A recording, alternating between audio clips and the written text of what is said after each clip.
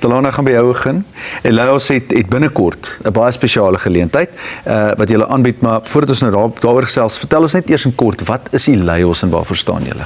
Elias beteken genade in aksie. En dis my so'n mooi opsomming van presies wat ons al vir die afgelope 28 jaar daar vir gesinne in Pretoria Wes doen. Ons het 18 volhoubare projekte waar ons met gesinne werk, van babas tot oumas en oupas, waar ons vir hulle probeer lewensvaardighede aanleer. En dan is ons ook baie trots op ons werkskepingsgeleenthede wat ons daar het in projekte. Ons het 'n koekie kombuis, ons het soap opera wat badprodukte en kersse maak, Hope Comfort wat komberse maak, en dit is handgemaakte produkte wat die mense self daar maak en wat in groot aanvraag is. Nou kyk, ek kan getuig van daai koekies. Dit is verslawend, die goed man. Julle doen wonderlike werk. Annelie, nou volgende. Wat is dit wat Elias beplan?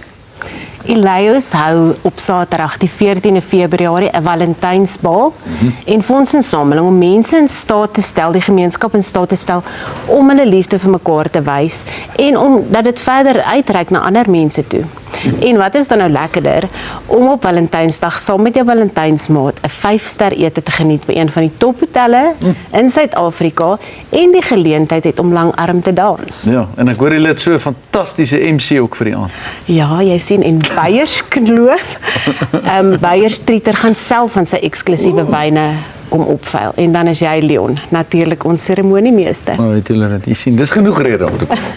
Nee, dit gaan voorwaar 'n besondere aand wees. Talana, wat moet mense deel maak om deel te wees van hierdie fancy man, speakeries geleentheid? Koop die kaartjies asseblief, kom woon die aand by. Besprekings is onderhewig aan 'n kaartjie en 'n donasie. Daai donasie gebruik ons om ons projekte te befonds. Ons gee 'n 18A sertifikaat daarvoor. Die kaartjies kan gekoop word op Tixa of Ontbytsake se kaartjiekamer of selfs by Annelie direk by Elias.